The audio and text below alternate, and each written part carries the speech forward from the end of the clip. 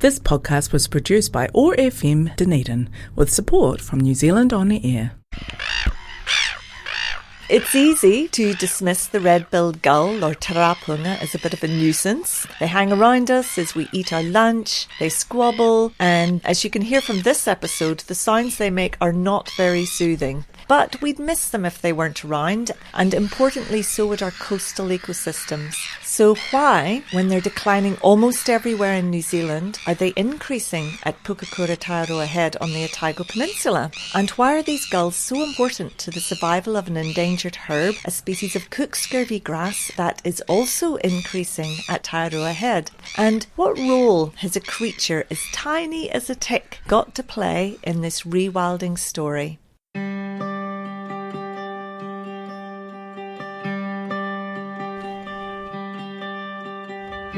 This episode of Rewilding in Action is sponsored by Otago Peninsula Trust. Check out their website, otagopeninsula.co.nz, to find out about their conservation initiatives and nature-friendly tourist attractions. Kia ora. Welcome to Rewilding in Action with me, your host, Maureen Howard.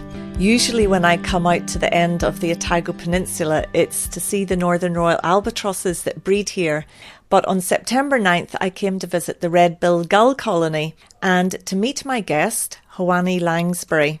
Through the lens of Mātauranga Māori or Māori Knowledge, Hoani tells me why the cook scurvy grass on the peninsula is rewilding here, thanks to the gull colony and to the ticks that are keeping them moving. Join me as Hoani introduces himself through his pepeha.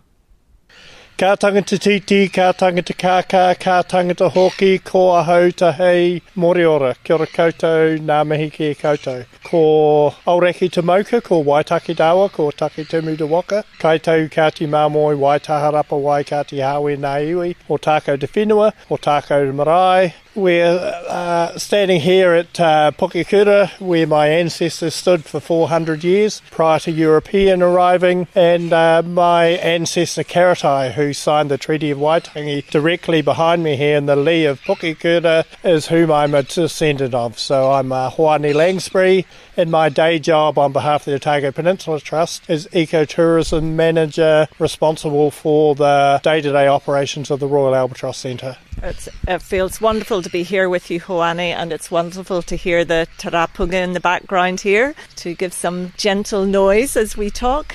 And on your other side, you're also, your family are from here too, on your Pākehā side. Yes, that's correct. So my grandmother was born just on the back of Harbour Cone. So actually it was one of my uncles that found the jewelled gecko, the first one, and took it into the Otago Museum, and that was when it was first identified. So it doesn't really matter which side of my ancestry or whakapapa I look at, there's always been some involvement with nature.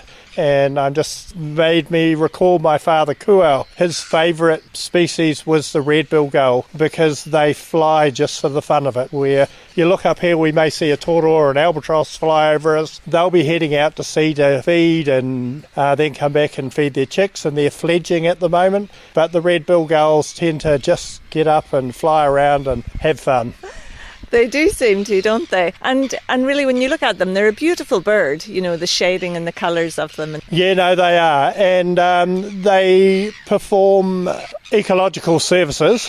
And that's a term for me that really relates to a holistic way of looking at all the things that happen on the headland.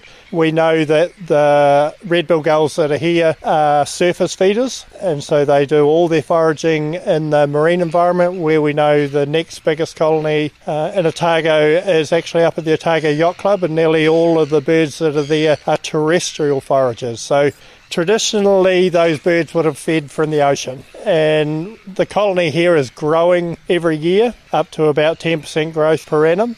and that's been studied by Chris Lalas for the last 30 years, so we have really good data on the number of birds that are here. So for me as a kaitiaki and chair of the Mataitai Committee, I use them as a keystone or an indicator species for the marine health. They wouldn't be here breeding early unless they were in really good condition, which means presently the marine environment is providing for all their needs. And it's so heartwarming but also puzzling is why they are doing so well here. If we look across the rest of the country, the prognosis for red bills is not good. They're declining. Their numbers, I think, have halved at Kaikoura Peninsula since 1990s. But here out at Tairoa Head, their numbers have increased. Do you have the answer to that, Hoani?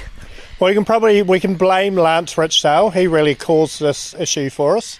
He was out here observing the toro for many years and not seeing them fledge, and he got to a point where he had to camp out beside two of the nests here in 1938 and observe the first successful fledging of a albatross from Pukekura. Following that, they started trapping and supporting the headland and fencing it off to stop humans coming in and interfering. And what we benefit from now is the work that was done to protect that iconic Dunedin species, the northern royal albatross. It benefits the 20 plus other species that are on the headland. So though I refer to the marine environment being in a healthy condition, we wouldn't have a growing colony here if there wasn't all the work being done in the terrestrial environment to keep introduced predators under control. Right, so you see it's the predator control that is the key thing that's differentiating it. That's right. Okay. Most people come to the Tairoa Head to see the albatrosses, but here I'm really here to see the red-billed gulls, our tarāpunga, and because they have an interesting story to tell in terms of themselves, of course, but also in relation to the Cook scurvy grass. That's correct. So listeners probably know what Cook scurvy grass is. We refer to it as Oleraceum. And like the red-billed gull, we have the largest population of Oleraceum on this coast here on the headland. And that one isn't due to introduced predator species. It's due to a relationship between the red-billed gull and a native tick that is found on 18 of our marine manu. We have many native ticks, and they are part of a commensurate relationship or a holistic relationship. When we're looking at activities from a Mātauranga perspective, we look at these things holistically, and we noticed maybe 5 years ago an increase in the number of red-billed gulls that were becoming lethargic around the headland, and we identified that they had ticks on them. Last year there was a 100% increase in the number of red-billed gulls that went from Pukekura to the Wildlife Hospital to have ticks removed, which made us start thinking about where or why was the number of ticks increasing. The other thing actually it made us start thinking about as mana whenua was our whakapapa relationship. So we have a whakapapa relationship with the red-billed gull, but we also have that same whakapapa relationship with the tick.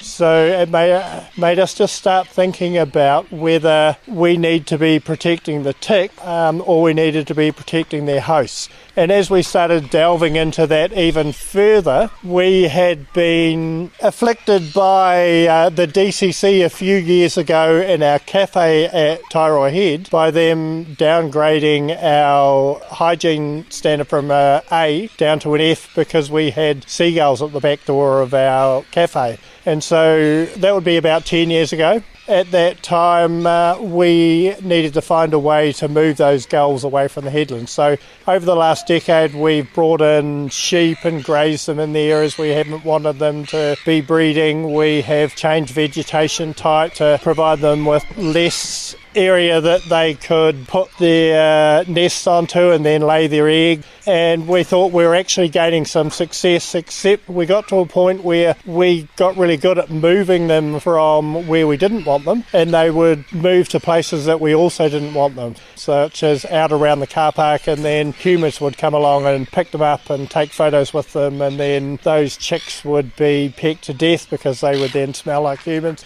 So we needed to really think about what really is going on here on the headland. But one of the years that we noticed that the gulls moved on, the following year we ended up with a grass of cook scurvy grass.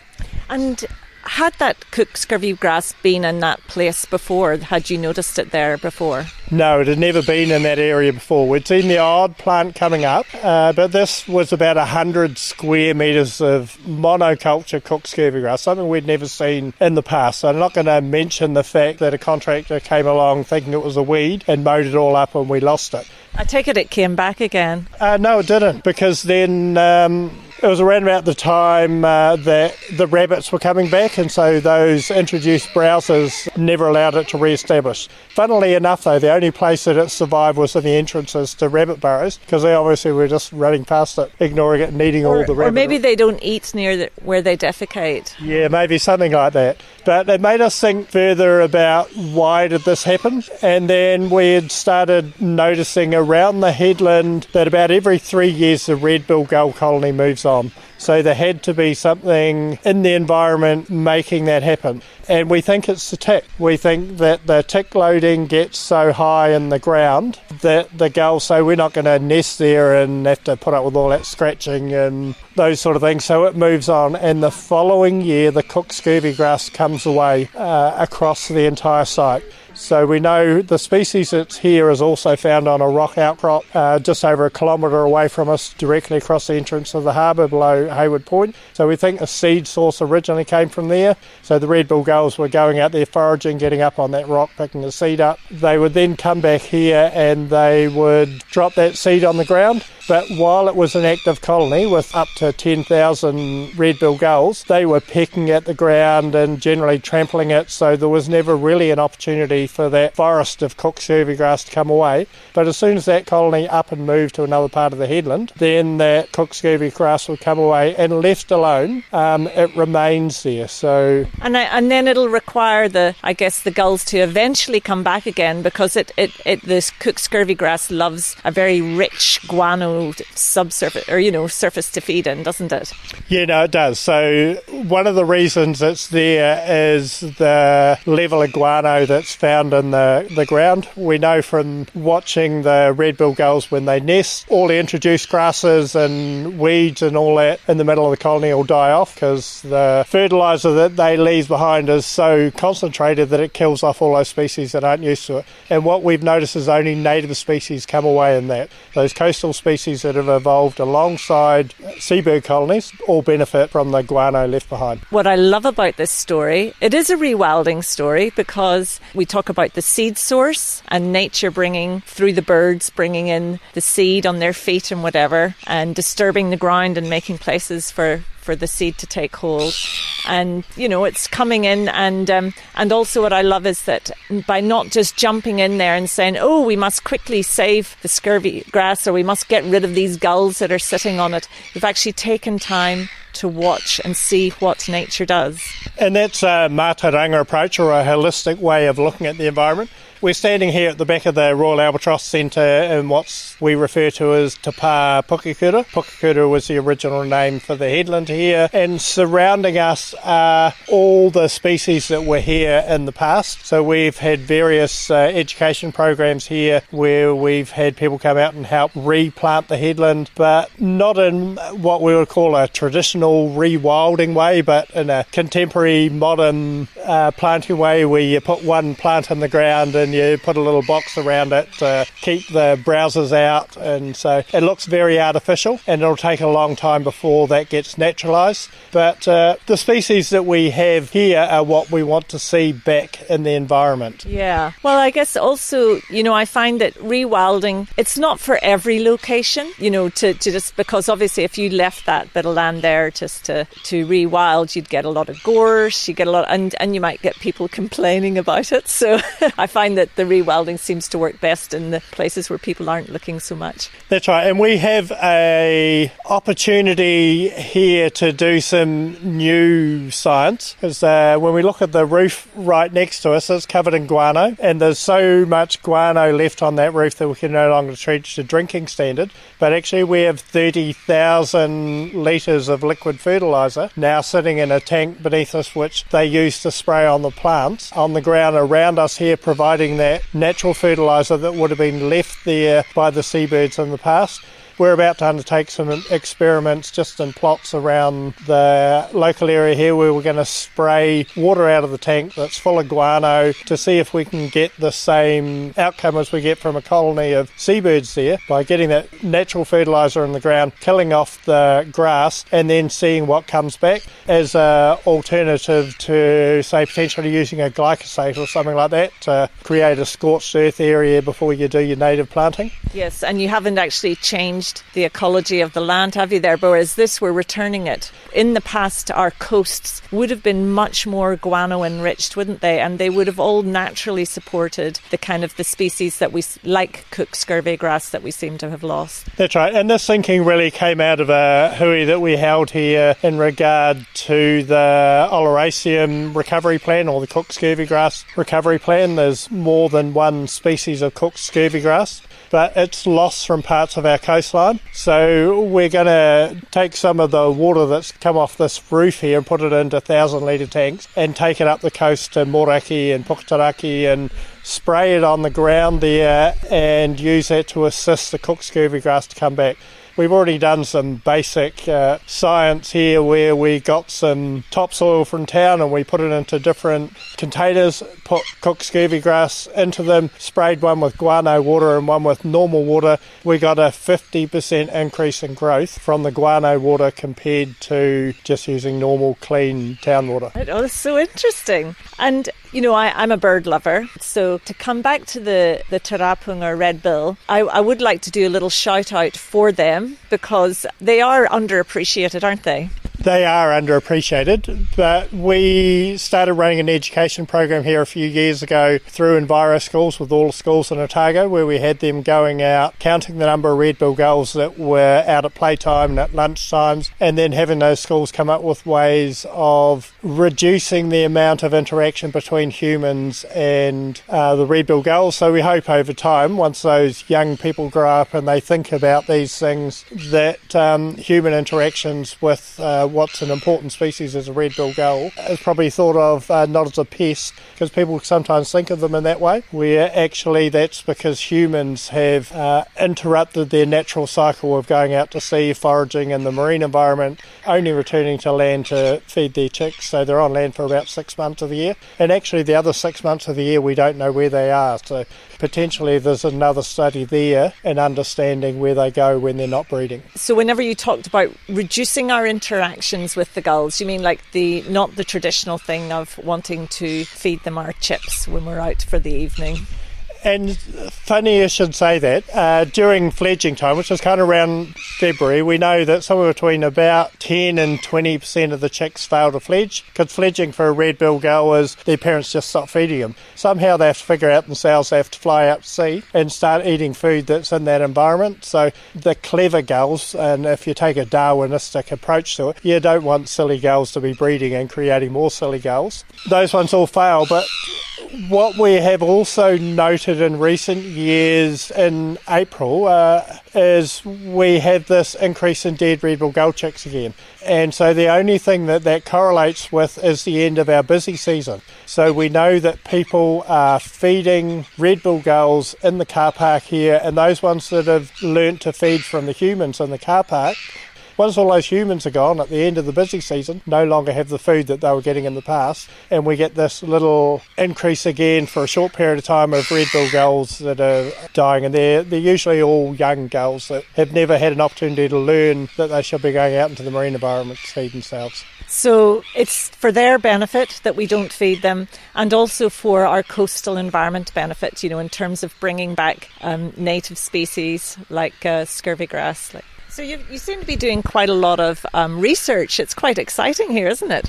Yeah, and Mātauranga, you don't realise you're doing research. When you're here, I've been here since 2011. By my maths, that's 13 years. You don't realise the information you've picked up and you've been observing until all of a sudden a question comes to you and you go, oh yeah, I've noticed this happening and that happening. So it's not correlated with academic science, but that's a process that we're currently doing for under the Mataitai, which is directly behind us.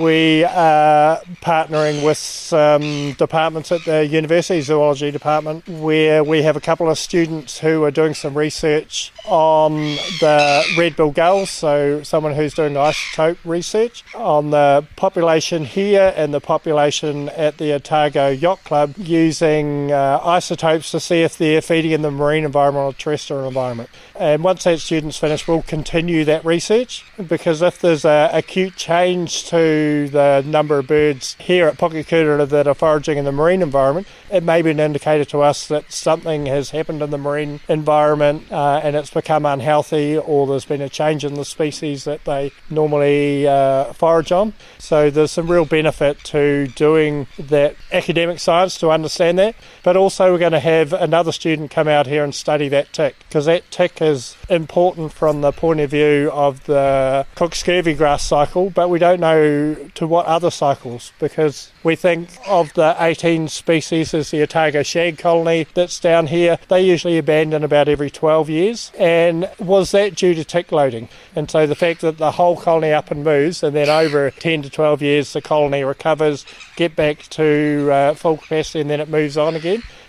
What is the driver? What's the thing that initiates the happen? I was thinking, had always thought, what's happening in the environment that sets their clock off and tells them to move? Well, actually, it may not be a clock. It may be that tick again is just getting to a point where there's too many of them and the birds move on. Right. Oh, that's fascinating. Anyway, I know once you answer one question, another 10 appear, don't they? They do. But we are coming to the end of our programme, and what I'd like to move on to, because you have a lot of roles here out on Tairoa Head and on the Otago Peninsula in general, and there has been so much for people who aren't aware of what's been happening here. There's also been a really intensive trapping programme that has been going on for years and has really worked hard to get the community to support it. But that's only part of the picture, because I know that you've got further plans for the peninsula, don't you? Yeah, so I think you're referring to the Otago Peninsula Biodiversity Trust. For 16 years have been working to eliminate possums from the Otago Peninsula. I'm fortunate in being the chair of that group, and we have a great team that's been out there. We're just coming up on 25,000 possums that have been removed from the Otago Peninsula. We have had the assistant under the Predator-Free Dunedin initiative to have both Landscape Connections Trust and City Sanctuary assisting us just to ensure that we achieve the removal of those final few possums. Within the next couple of months, they'll all be gone. And that is already providing opportunities for forest manu to return to the peninsula. We're not reintroducing those. But what we're seeing is seeds on the peninsula are going to be moved around by those species. So we came together as Te Runanga Otago Peninsula Trust and Otago Peninsula Biodiversity Group to come up with the notion of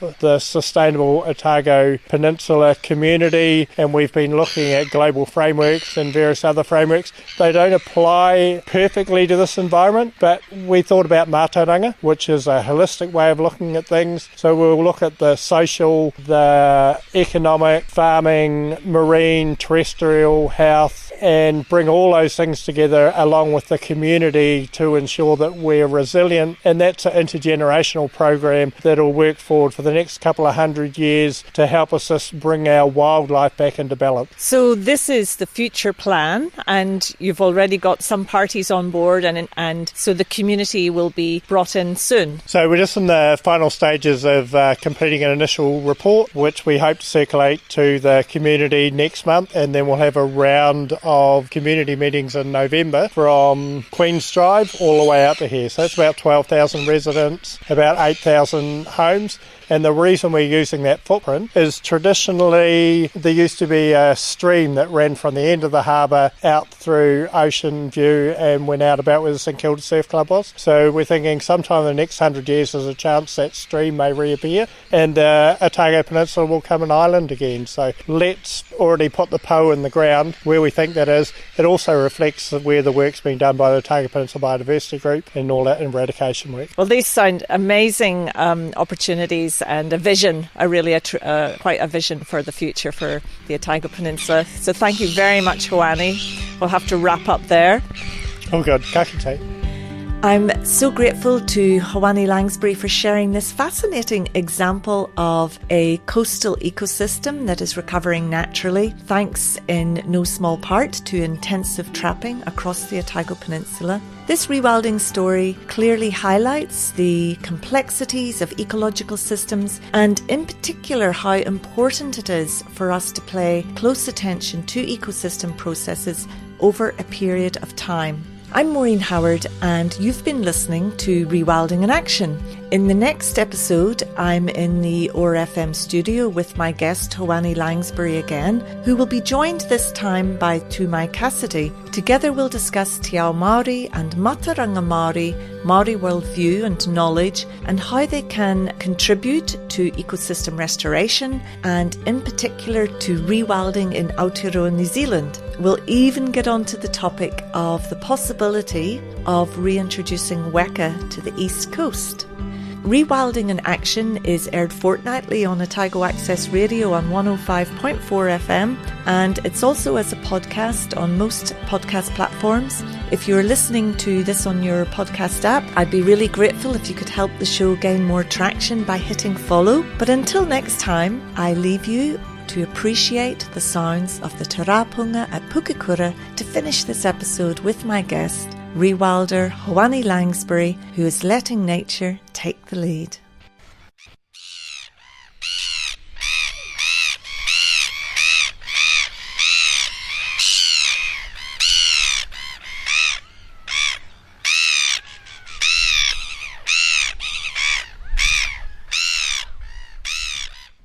This podcast was produced by ORFM Dunedin with support from New Zealand On the Air.